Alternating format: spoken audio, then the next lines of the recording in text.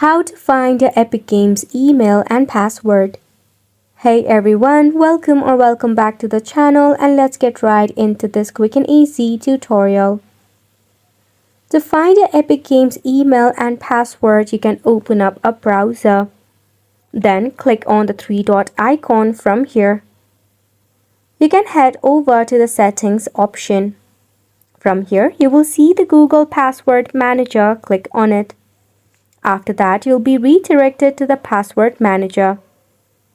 Also note that if you have saved your Epic Games email and password, you will find it within the Password Manager. If you have not saved it, sadly you will not find it in the Password Manager. So over here you can scroll down until you see your Epic Games.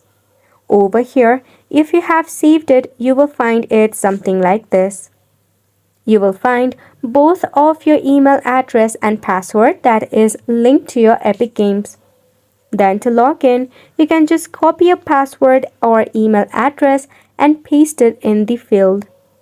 So that is how you'll be able to find the Epic Games email and password. This sums up the tutorial as well. Thank you so much for tuning in.